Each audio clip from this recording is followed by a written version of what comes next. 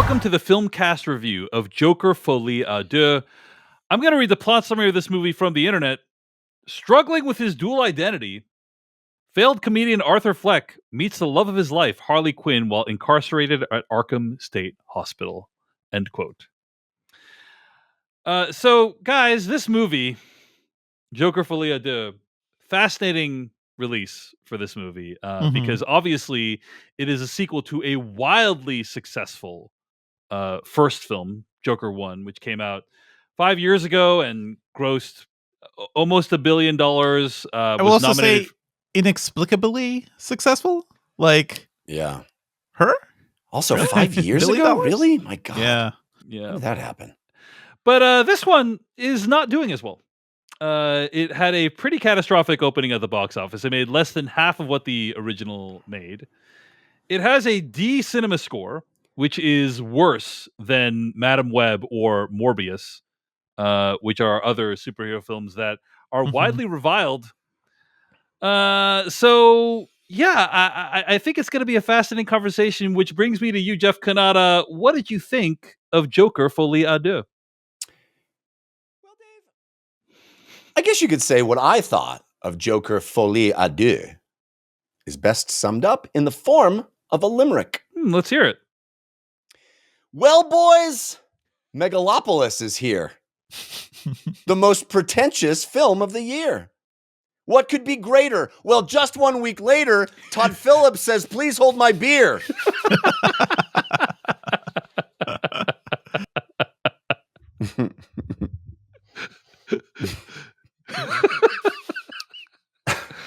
You're pleased with yourself on that one, huh, Jeff? It's good. I am. It's good. I mean, it's a good. It's well done. It's a good one. It's a good one. Well done. I am not a fan of this movie.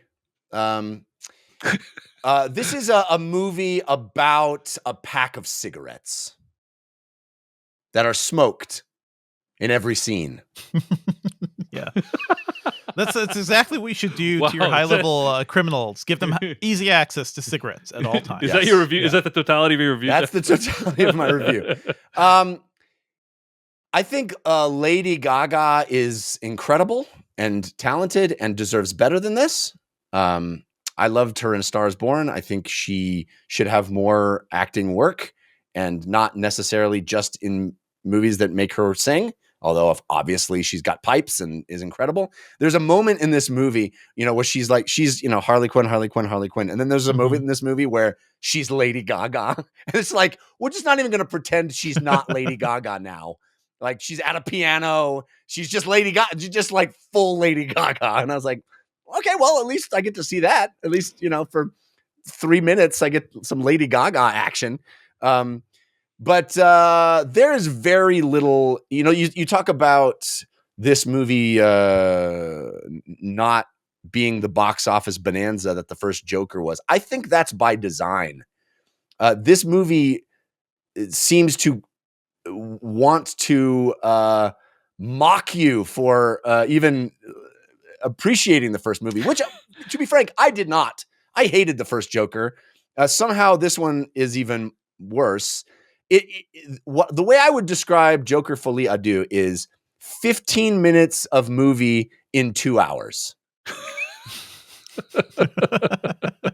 2 hours, 18 minutes, to be frank. This could have been a 2-part series finale special instead of a 2.5-hour movie. It very little actually happens. Yeah. Very little actually is interesting. And it is stretched out. Obviously, we have these extended musical numbers, which, there is some stylistic novelty to them. And, there is this notion of let's watch Joaquin Phoenix not be able to sing his way through them. And there's a certain sort of rough, counter aesthetic to it that is interesting on a certain level. But, it's sort of anti-good, right? That the whole point is the whole point is how bad it is, right? Yeah. How bad he is at it. And I mean, he's giving it his all. It's like, I'm not. Yeah. And Lady Gaga has said in interviews that she had to train herself to learn how to not sing well, basically. in order to do the musical numbers. It's a choice, right? I'm not even really criticizing Joaquin Phoenix per se, but and there's something kind of interesting to that aesthetic, but the whole idea of a musical as a concept is that the music does advance the story, which it almost never does in this movie. There are a few exceptions, but for the most part, it does feel like the movie stops. Yes, it grinds to a halt. Yes, for the characters to sing from the Great American Songbook or sing songs that describe their existing emotions in thuddingly obvious fashion. Right. That's right. Yeah, and it never illuminates anything. It never progresses anything. It never, the idea of a musical is I have to sing this because I can't say it, right? And that's just never the impetus of the songs in this movie. It seems to me. It really does feel like, okay, now we got to wait for 5 minutes while they sing. Yeah. And like I said, the aesthetic of the singing, it's interesting on a certain level, but it's not. There's nothing in this movie that is particularly crowd pleasing or fun, and the idea of like, let's find out what happened after the end of the first Joker. The movie does very little to make that interesting, right? The thrust of what happens in this movie is a trial that is just so mind-numbingly boring, in my opinion, and kind of it doesn't have much to say, as so far as I could tell, and doesn't seem to want to even have a commentary on. There's a lot to be mined from taking a hard look at the way we prosecute criminals and the way, the media is involved and the sort of circus around this trial, but like nothing that happens in it bears any resemblance to the way it would really work in real life. And so you're in this kind of weird abstraction anyway. And then the movie further abstracts into musical numbers and just nothing. There's not a single thing in this that worked for me. Other than maybe Lady Gaga singing well at a certain point. But it is just, I felt at like one moment. Yeah. In one moment. Yeah. I really, this is one of my least favorite films of the year. And that's saying a lot. I'm going to put this out there too. I think, when I came out of this and started posting on threads about my reaction to this movie and on Instagram, and I got some questions about like, what movie's worse, Megalopolis or this? I would much rather watch Megalopolis again. 100%. Right? 100%. And Megalopolis is a failure that is at least watchable and interesting. Yes, it is an interesting failure. It is an interesting failure. This is really a slog for me, a true slog of a movie. Devindra Hardawar, your thoughts on Joker Folie à Deux?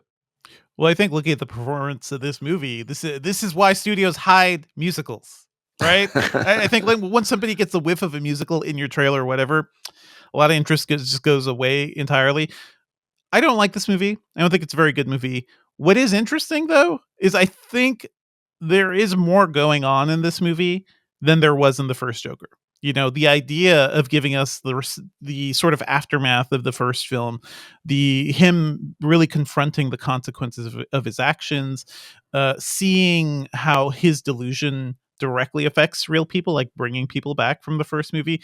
Those are all good ideas, but I feel like this movie is full of like ideas without any decent execution, right? Make it sort of a musical. Get Lady Gaga involved. That could be interesting. Lady Gaga's Harley Quinn. You've got something there. Joaquin Phoenix's sort of tortured personality, or him trying to come to terms between his own psyche and his dark shadow. That's interesting. The opening to this movie is almost like it's a classic WB cartoon. And I was sort of clapping at that because it's like, my God, when are we ever going to see this again? Just this idea of opening it like that. Not directed by Todd Philips, by the way. This is that opening was directed by Sylvain Chomet, the director of Triplets Belleville. So that it's an interesting actual idea. good movie, an actual good movie, an actual good artists too.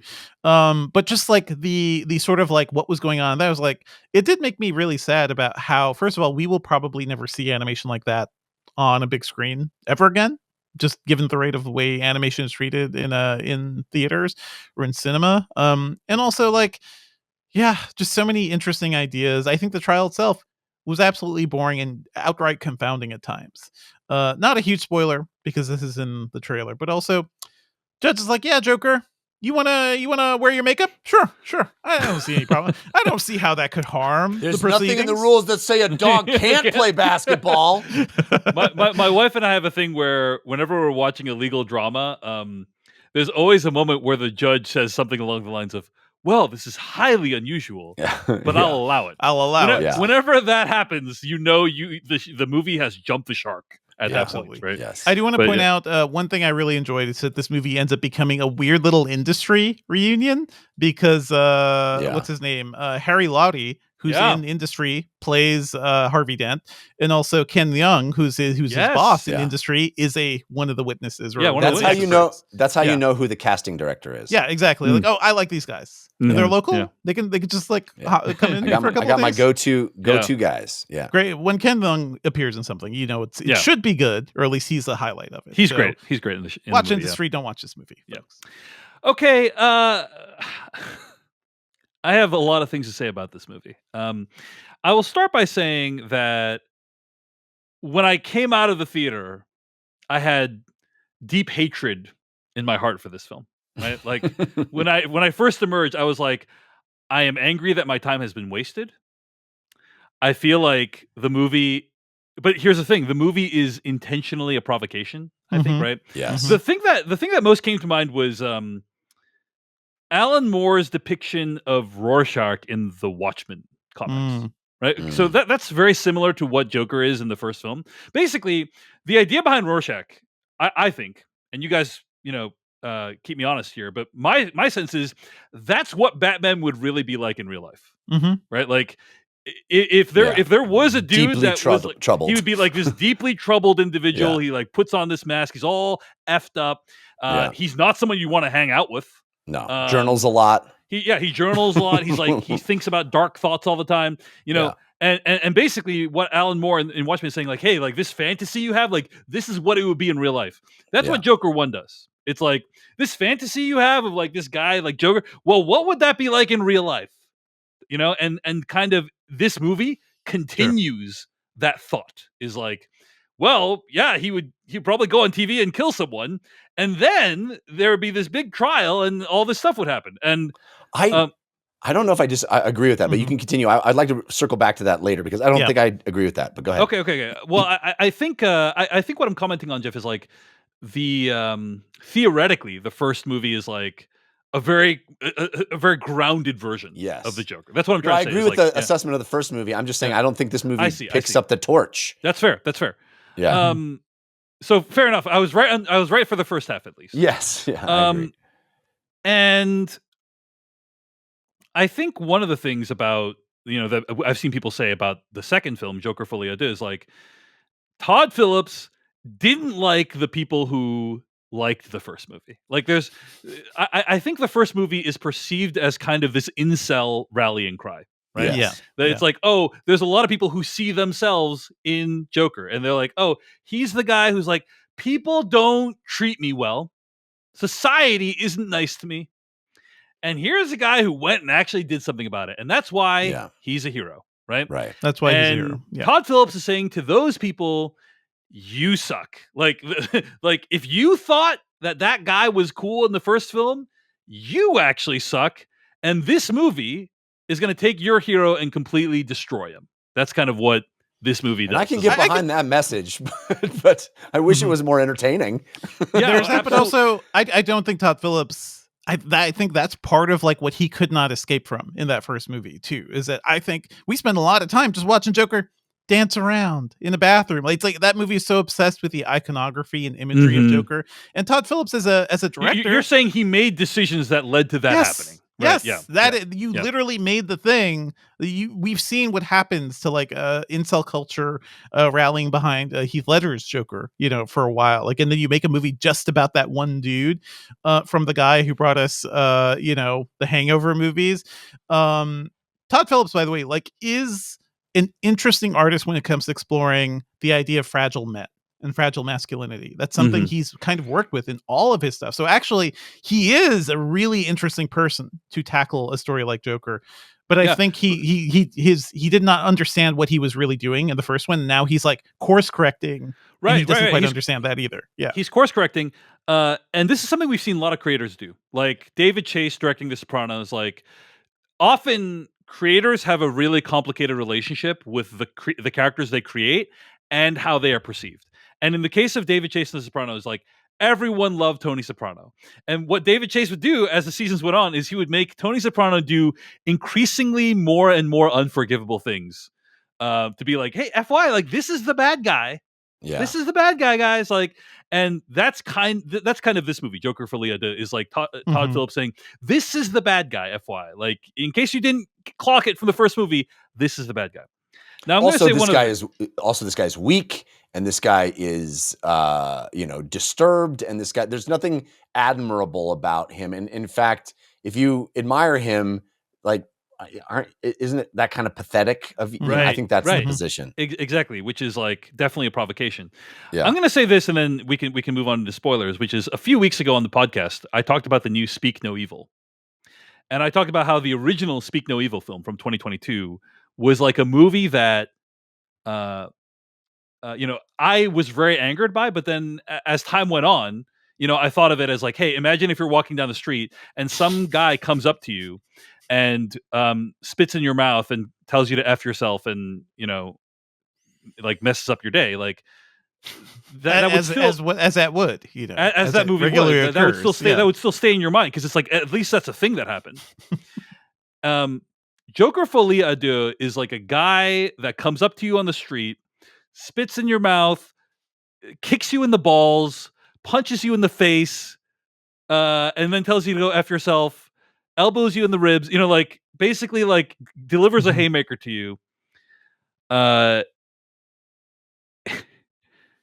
because say what you will about the tenets of Joker Folie à Deux, it's an ethos. And what I mean by that is somehow Todd Phillips managed to make a movie that angers everyone. Like, There you go. if you are a fan of the first movie, this movie does not pay that off. But if you don't like the first movie, you also will be unhappy with this one. Yeah. Right? Like, Yeah, that's if true. you're like, hey, I love musicals, here's an extremely shitty musical for you. Like, we put basically no effort into it. Didn't write You like any new Lady songs. Gaga? Let me waste her in this movie. Oh, yeah, you like Lady Gaga? Guess what? She's not going to use your skills. Too bad. We will cut out several of her I- scenes. Oh, did apparently. you Yeah. like? Are you actually like more progressive? You like seeing representation in your your comic book movies? Guess what? The female characters are garbage in this movie, right? Like he Yeah. made a movie that somehow infuriates both the fans of the first movie and people who didn't like the first movie, and by being angry at it, I'm literally just fulfilling the prophecy. I'm falling into his trap. The joke was And- on part of the us all problem. along. Yeah, but the thing is, it's like, okay, yes, the movie sucks, but like there is something kind of metal about stealing about This is what I'm saying. It's kind about of taking interesting. 200. The movie's Yes. budget cost $200 million. It does There's- not look it. There's some people who just like to watch the world burn. He is literally the Heath Yeah. Ledger Joker setting fire to piles of cash from the Yeah. first movie. I don't know if I From would the say Dark- metal. from the Dark Knight. People were also there was a tweet going around. It's like, oh, it's so punk that Todd Phillips did this. No, he made a lot of money from the first movie, and they gave him free reign to do whatever he want with this one. Yes, also, and he Todd Phillips is anti-union, so like I don't want to support So anything fuck Todd that guy. Phillips does. But also, like, essentially, it is a fuck you to everybody. That's what this movie it's is. an FU to every. It is the Joker scene from the Dark Knight, Christopher Nolan's movie, where like he steals all the money and sets it all on fire. It's Mhm. basically that. And here's the thing, I don't support that. I don't agree with that. I don't enjoy that. But it's a thing. He did a thing. That's what I'm I saying. definitely That's what agree I'm with saying. you. Yeah. I Yeah. agree with you that there's something audacious Yes. about making a sequel to $1 billion movie that it can't help but reject everything about the audience that flocked to that movie. Yeah. Mhm. And That's even the pretty people who wild. disliked it. That's the thing. It's even the people who disliked it are insulted. But I Like, don't. That's Yeah, it's not like he was like, "Oh, I'm going to swing the other right. direction and Right. make He's a movie." just like yeah, everyone sucks. yeah, Everyone sucks here. Here's Yeah. where I will disagree with you, though, David. Okay, Is yeah, that go I ahead. don't think this is you're walking down the street, they spit in your mouth, kick you in the balls, punch Yeah. you in the face. I don't think it even has that much impact.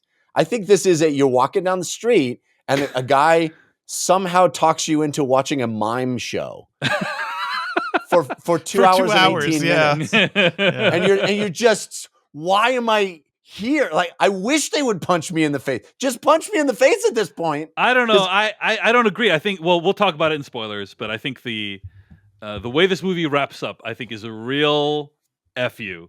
Perhaps I didn't feel like a punch, but go ahead. Yeah. Go ahead. Well, I wanted to praise a couple things about the movie before we Okay. get to spoilers, and I'll let you talk to Jeff.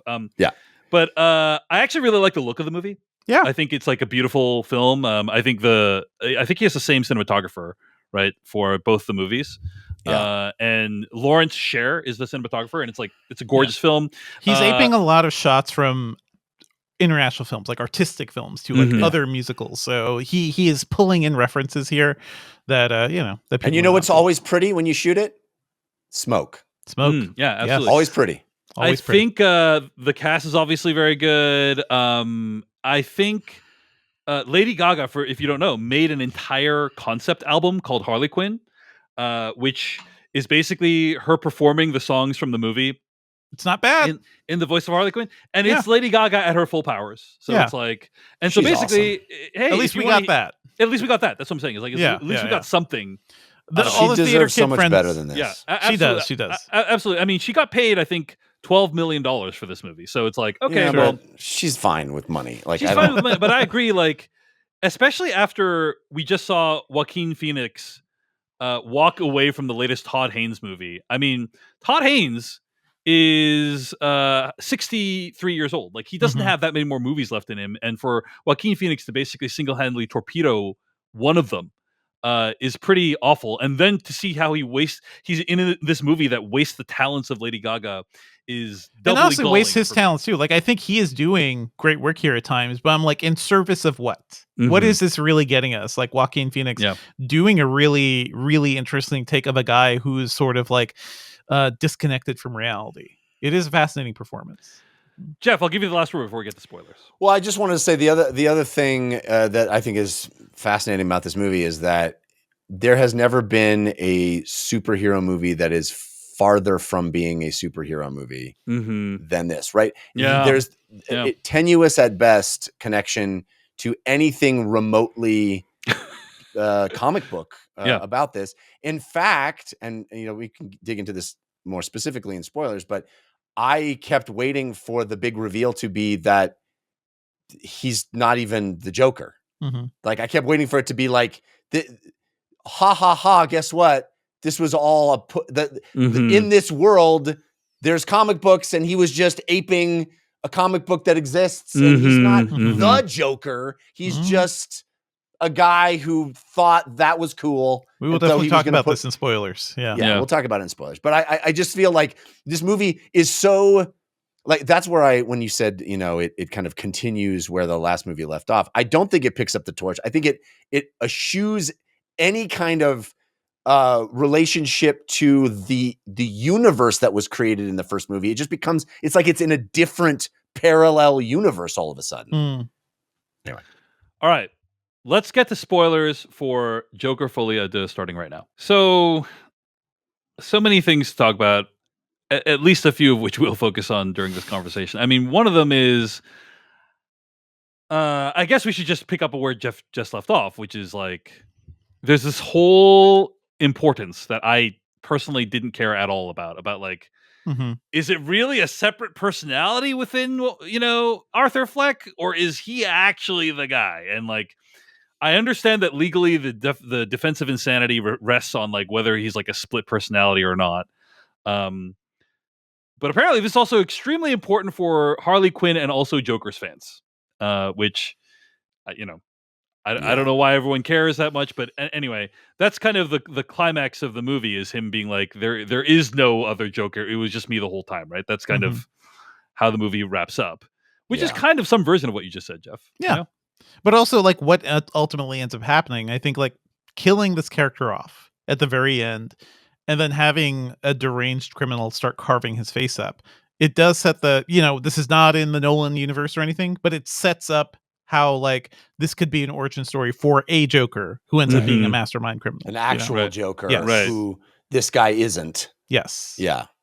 Yeah, yeah. Like this could be like the origin of Heath Ledger's version of the Joker, basically, right? Yeah. We should talk about that sex scene, which I think is very, very interesting in a movie that is mostly like a waste of our time. Because first of all, how the hell? Yeah, I whatever. I'll do anything to see you. She gets in there. This is not a dream sequence, just from the way everybody talks about it and the way it's like portrayed in the movie. Very, very interesting. There's like a kink element going on there. She is a fan who is obsessed with him. She doesn't want to screw the real Arthur Fleck. You gotta put the makeup on for this to actually work. Yeah. And then it's very sad. Like, you can imagine this guy's probably a 40-year-old virgin or something. Like, you can imagine this is just like there's a lot going on in that scene.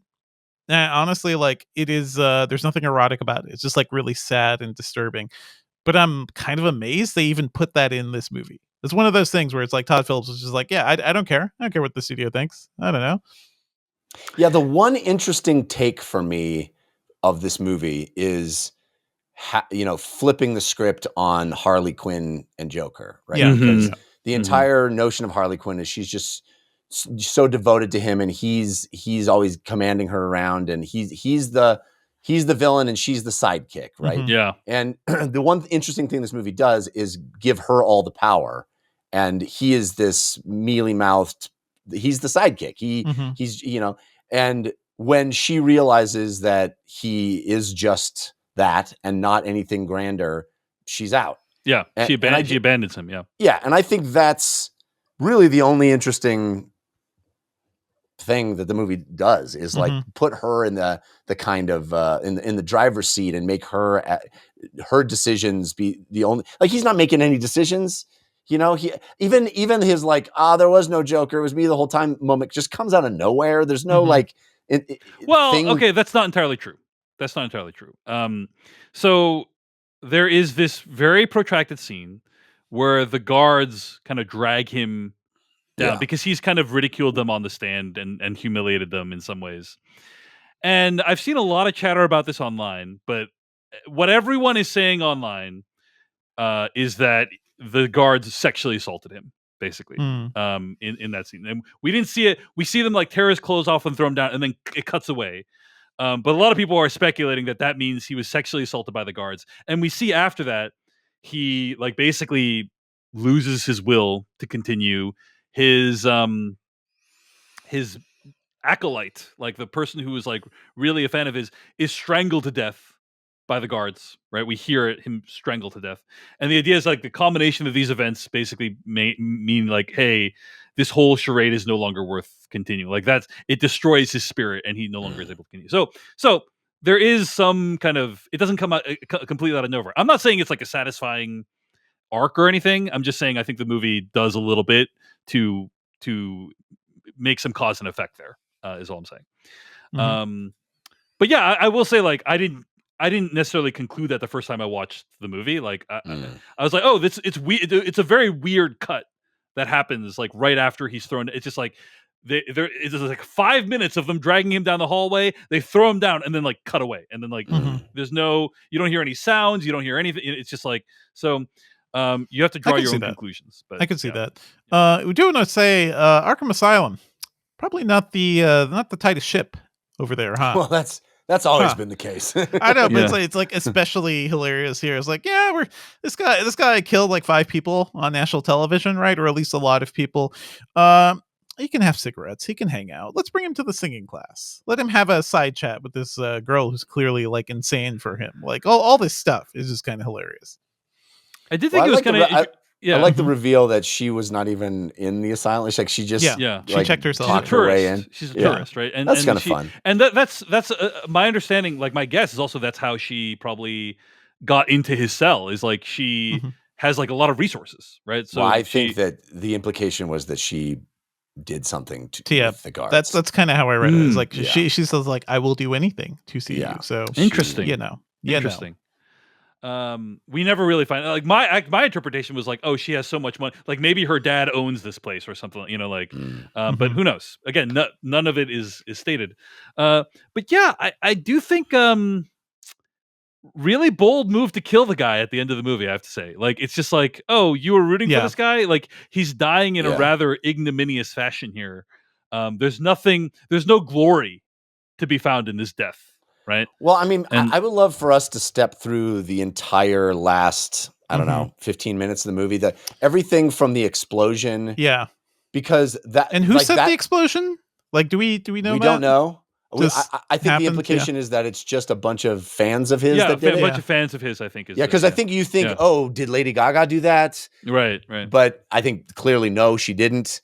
Mhm, mhm. I and will have to. I will say after like, not like the movie looks good, but overall like the entire film has been a very boring slog. Yeah. Then all of a sudden there is this wonder that is Yeah. actually incredible, Yeah. where the courthouse explodes, and then everything after that is done in one long shot when he gets away, which is just amazing. Like I don't even know how they accomplished it. Mhm. Yeah. It's It like is it's like amazing, but also Children sort of of Men level, like Mm. style and filmmaking. But yes, Yeah. I mean, I also think it's kind of bewildering and incoherent as to like what's the, so he has the ability to, I feel like it was that entire sequence felt to me like Mhm. a contrivance where you have Todd Phillips looking at the script going, we got to get him and Harley Quinn back to have a conversation. right. They need to have one last conversation. How do we do that? How do we do And that? it Let just me feels like rewatch all The of Dark that. Knight once again. And hole in the building right at the beginning of The Dark Knight. Sure, that's a great idea. Yeah, you know, you're right. And all of a sudden, it's like, okay, now we're Mhm. talking. Now something's actually happened. What has happened? He stumbles out. You know, these guys approach him all dressed like him. It's very intense, and I was Yeah. kind of swept up in that moment of like, okay, well, what's going on? He gets in the car with these guys. They're like, you're the greatest, and then he feels the need to leave them, which I don't kind of understand what's happening there with his inner life and his what and him just sort of like fleeing.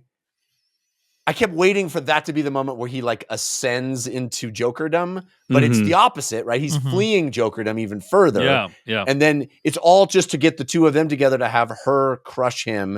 And then it's like, okay, she has crushed him. That's, and then there's this weird like denouement epilogue of actually him dying, which felt so after the fact, and it felt like it stole the power of him dying for me, because we've already seen him stripped of everything that he cared about, because Lady Gaga's like, sorry, bud, peace out. So I just felt like the death was redundant and kind of didn't really even hit me hard, because it's like, I feel that. Yeah. anyway, I just felt like the I whole really ending think- was it felt clumsy. surprising. Yeah. I really think the movie makes a lot more sense if every decision is viewed from the perspective of go screw yourself, audience. Mhm. Like Mhm. it's like, I'm going to give you a little bit of action, but like it's not really going to go anywhere. And then he's going to have this emotional climax, and then after he's at the lowest of the low, emotionally he's been humbled. He's had everything taken away from him. We're gonna kill him. We're gonna You kill know, after and- making all the incels watch American songs for the past 2 hours as well. Songs Right. that they would not be caught dead living or listening Right. to. Exactly. Just like you're That's watching true, too. you're watching what your parents probably loved or your grandparents loved way back when. Well, and he has a visitor at the end, and we don't even ever get any Yeah, we clarity don't- as to who that is. I Yeah. think that's just to get him out. I think that Well, was but- the Yeah. idea.